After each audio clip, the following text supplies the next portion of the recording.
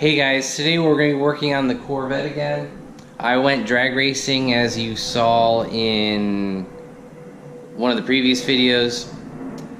I actually have had a problem with the car since I came back home from the drag strip.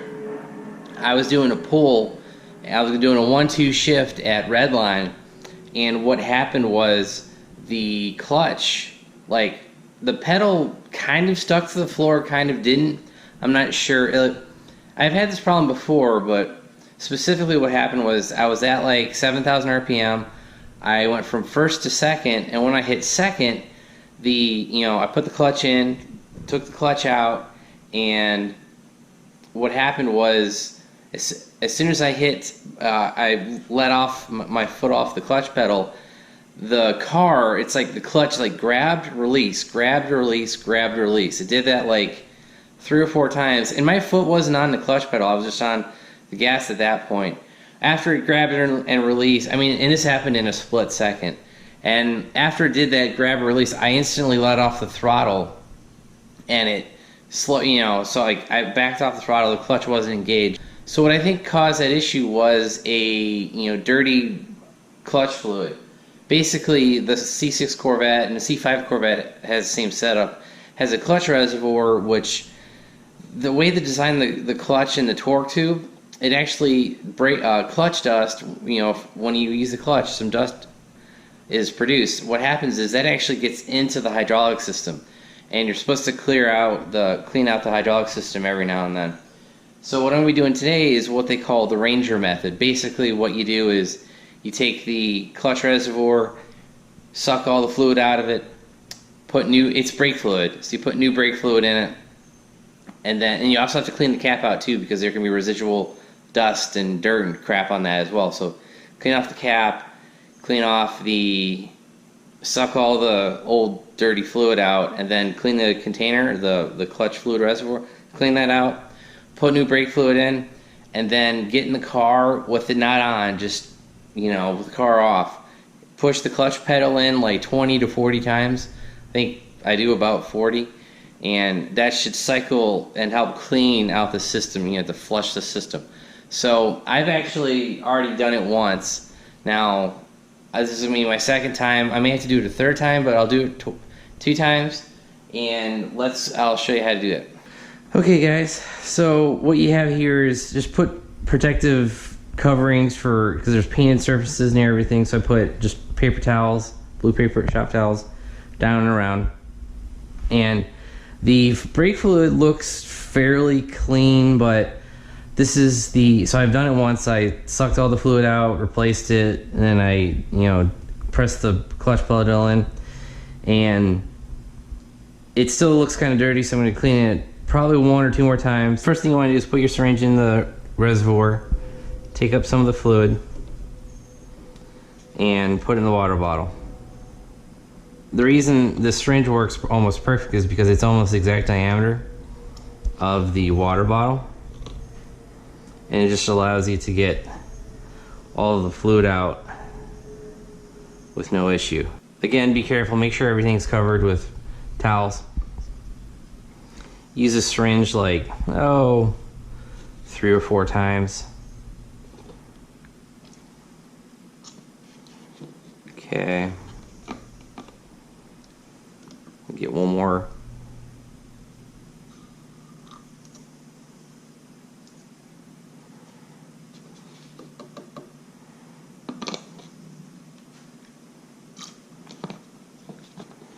So you're gonna get like 3 or 4 full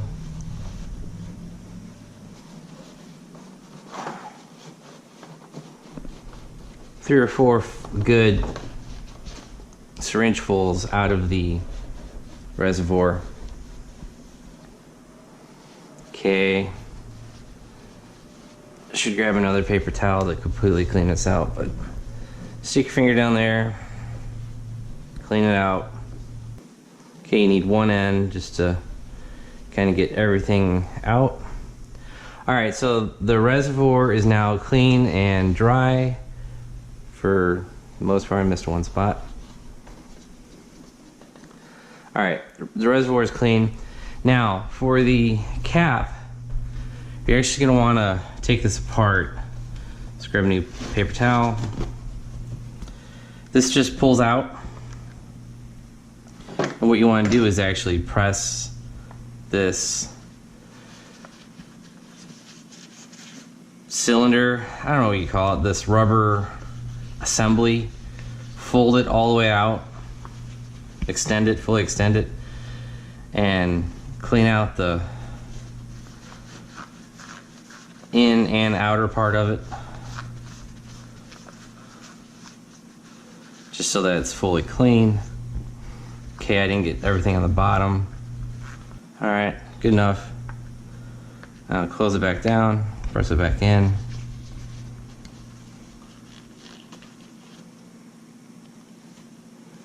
Okay, then the cap. Clean the cap.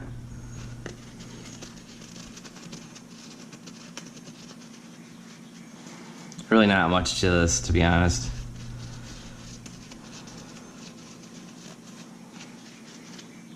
Clean the cap off, put the rubber diaphragm, diaphragm, that's more of a proper term.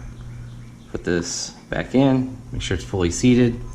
All right, now we're ready to put clean brake fluid into the container, into the reservoir.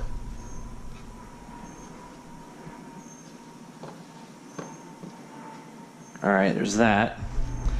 Now I'm using Brembo racing brake fluid. This is what I have in the SS actually when I did the Brembo, the red Brembo brake swap. So I got like, I'm not sure how many quarts are in here.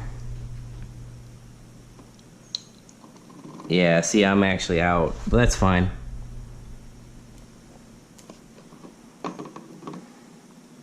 So, one more container to recycle. Actually, what I'm gonna probably do is take the old brake fluid that's in that water bottle, put it in here, and start over. So, like I said, I got this Brembo brake fluid, racing brake fluid, from a local speed shop. 42 Autosports. They used to be in Concord. Now they're in Denver. They're actually just down the street from my post office where I have my PO box. So just use a little blade. Well, I didn't mean to make two holes, but use a little blade to barely puncture the tin like label. And you know what? Since this is a new bottle, let's get a let's get a funnel.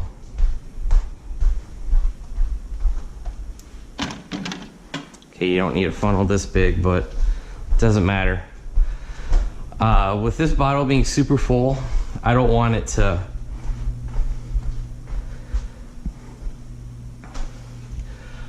okay, so I punctured the hole, but this bottle is almost filled to the top, and if I squeeze it, it would go everywhere.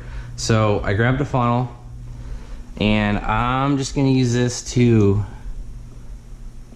fill it up to the full mark. So anyway,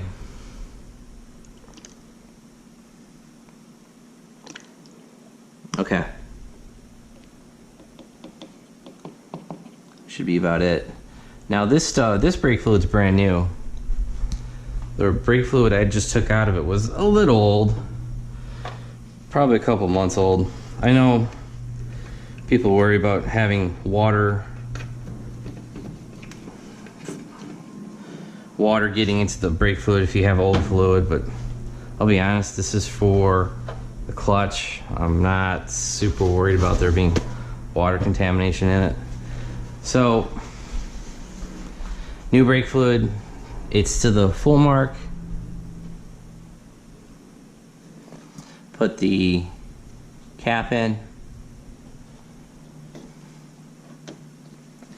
Now we're gonna go in the car and start pumping the brake. Okay guys, hopefully that helps explain how to change the clutch fluid, the clutch brake fluid, hydraulic fluid on your Corvette, on your C5 and C6 Corvette. It's called the Ranger method.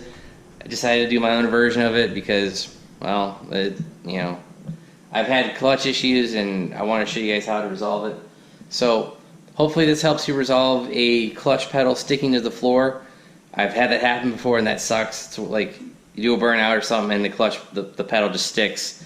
Hopefully this helps resolve that, as well as if you're having some clutch engagement, disengagement issues.